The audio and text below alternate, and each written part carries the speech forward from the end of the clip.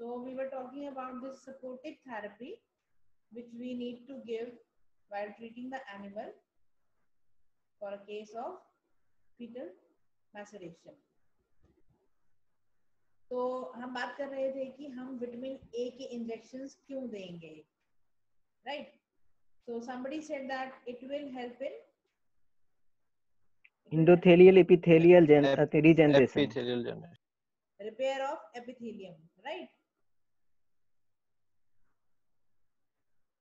Okay. yes So, ma'am. आप vitamin A की क्या डोज देते हो लार्ज एनिमल में? Anybody having any idea?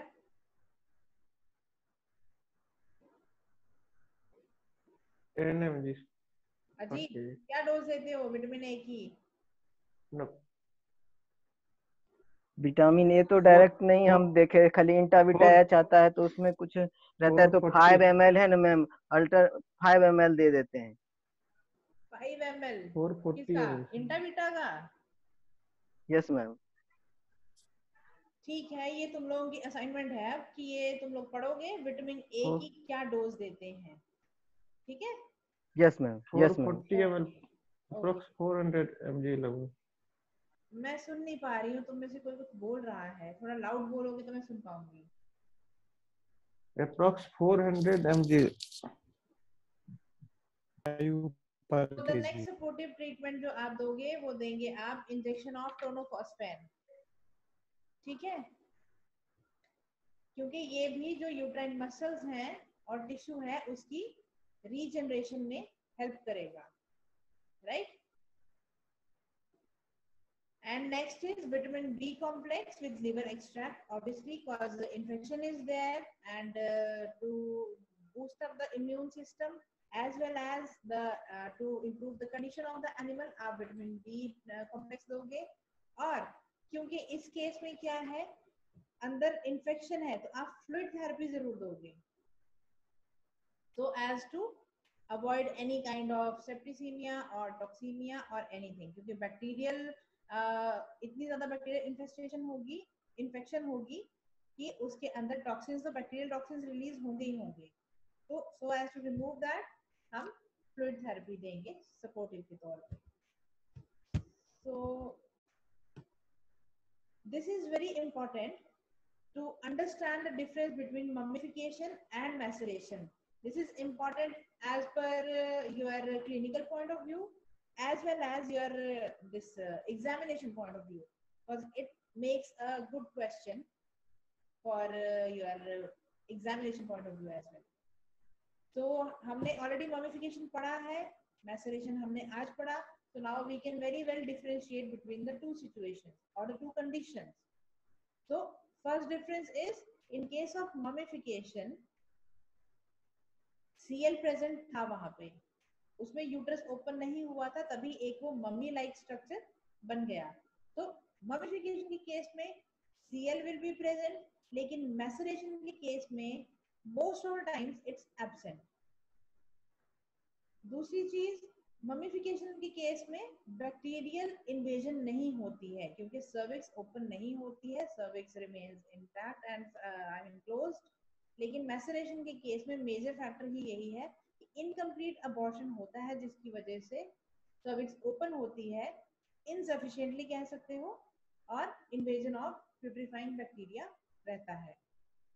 Mummification में सर्विक्स इज क्लोज ऑब्वियसली, और मैसरेशन के केस में सर्विक्स इज डायलेटेड।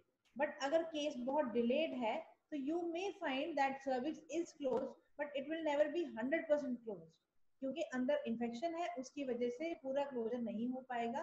तो थोड़ा सा चैनल एक सर्विक्स में बना रहेगा जिसकी वजह से पल्स डिस्चार्ज या जो भी है प्यूट्रीफाइड फाउल स्मेलिंग डिस्चार्ज वो निकलता रहेगा, जो इसका एक मेजर क्लिनिकल साइन है। ममिफिकेशन के केस में क्योंकि everything is intact, cervix is close, there will be no vaginal discharge, but in case of maceration there will be presence of foul fetid और reddish grey colour discharge, and the color of the discharge changes or keeps changing as the duration of the case increases. Initially जब putrefaction start हुई reddish grey होगा, धीरे धीरे वो grey हो जाएगा, ये व्हाइटिश हो जाएगा, ठीक है? ममिफिकेशन के केस में क्योंकि अबॉर्शन स्टार्ट ही नहीं हुआ, तो स्ट्रेनिंग कभी इसका साइन नहीं होती है ममिफिकेशन में। और लेकिन मैसरेशन के केस में initially straining will be there. अगर लॉन्ग स्टैंडिंग केसेस है तो स्ट्रेनिंग में be ceased later on. Mummification में क्योंकि इन्फेक्शन नहीं है इसलिए टेम्परेचर, पल्स रेट और एपेटाइट, और अगर एनिमल मिल्क प्रोड्यूसिंग है तो वो सब चीजें सेम रहती हैं, चेंज नहीं होती हैं। While in case of maceration, infection की वजह से temperature and pulse will be elevated, there will be anorexia and there will be drop in milk production if the animal is lactating. Or when you go for this diagnosis, when you go for per-rectal examination of the uterus, in case of mummification, आपने जब per-rectal examination पढ़ा था कि आप per-rectal examination करोगे तो you won't find any cotyledons or any kind of this fetal fluid. Rather, uterus जो है ममिफिकेशन और ड्राइंग अप प्रोसेस की वजह से it appears as shrivelled over the foetus. जो ड्राइड बिल्कुल ममिफाइड फीटस है उसके ऊपर एकदम चिपका जैसा रहता है uterus. While in case of maceration, when you go for per-rectal examination, because of the presence of these bony structures, bones inside the uterus, there will be a metallic sound or gritty feeling when you palpate the uterus. एक gritty feeling आएगी। ठीक है, this is the major difference and it is very important to differentiate between the maceration and mummification to understand the things. Moreover, mummification के case में जैसे मैंने उस दिन भी तुम्हें बताया था कि मेजर जो मोस्ट ऑफ टाइम जो ओनर की कंप्लेंट रहती है वो ये होती है कि एनिमल वाज प्रेग्नेंट या फिर animal has not come to oestrus since long, so there will be a history of anestrus in case of mummification, but maceration के केस में ऐसी हिस्ट्री नहीं होगी। हो भी सकती है लेकिन इसमें मेजर कंप्लेंट रहेगी कि पस डिस्चार्ज निकल रहा है, कुछ यूट्रस में इन्फेक्शन है, एनिमल मे और may not come to heat, but yes cause CL is lyse, तो जो उसकी नॉर्मल ईस्ट्रस साइक्लिसिटी है वो प्रेजेंट भी हो सकती है।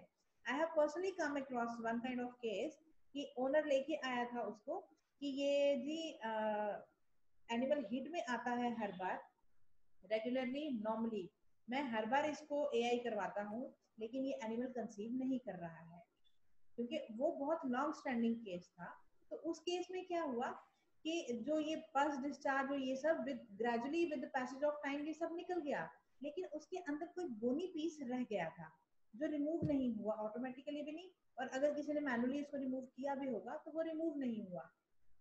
तो अगर एक भी सिंगल पीस भी या फॉर दैट मैटर अगर सिंगल छोटा सा भी पीस रहेगा अगर बोन का इनसाइड द यूट्रस, तो it will act as a nidus for infection, it will act as a source of irritation to the endometrium, और क्योंकि इस पर्टिकुलर जगह से वो एंडोमेट्रियम को बॉडी करेगा if it gets lodged into the endometrium, so it will hamper the process of this fertilization.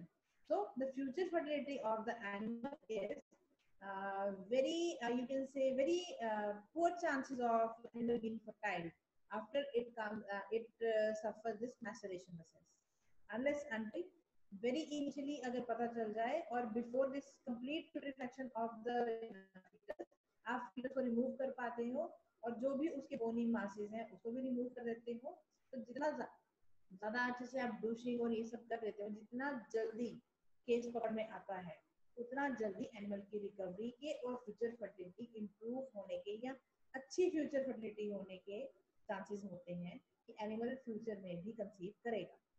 लेकिन अगर लेटर स्टेजेस में या बहुत लंबा लॉन्ग स्टैंडिंग केस है तो पता चलता है, तो उसमें देयर आर चांसेस के बोन्स के कुछ ना कुछ पीसेस जो हैं they will remain intact in the uterus, so it will act as a nidus for infection all the time and it won't let the animal to conceive.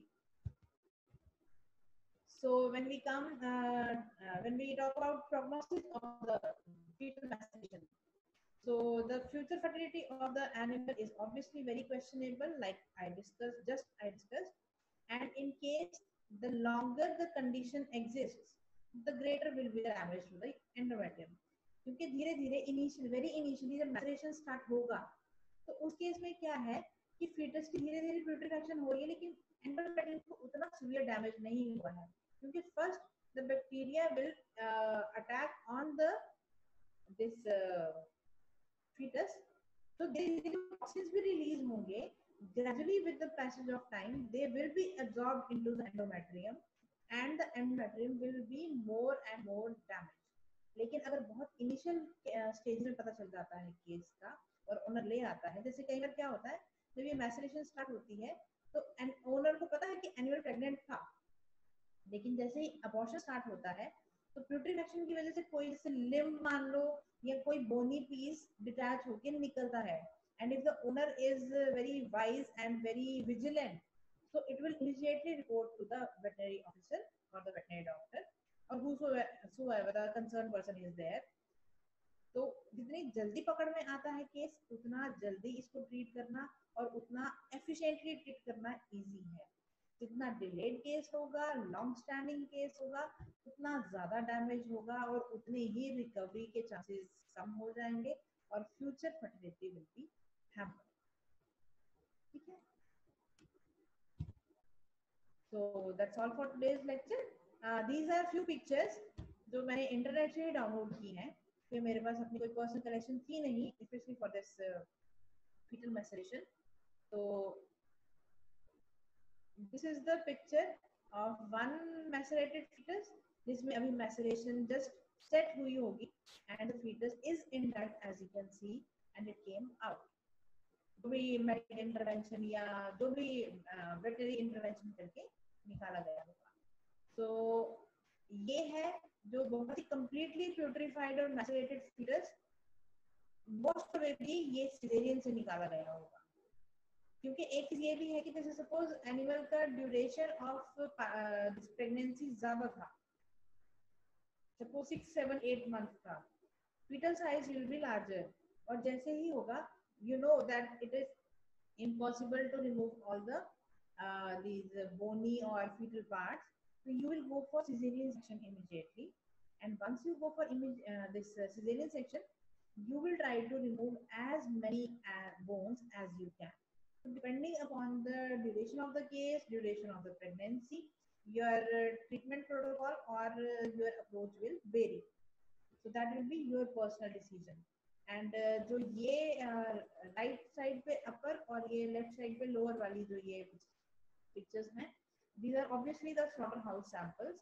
slaughter house samples कह सकते हो या फिर postmortem samples कह सकते हो कि animal due to infection or due to any other reason it died, and once they opened the uterus they found these bony pieces and mass lying inside the uterus. इस case में भी same है, ये bony pieces along with this white pus like putrefied mass, it is there inside the uterus. So that's all for today's lecture.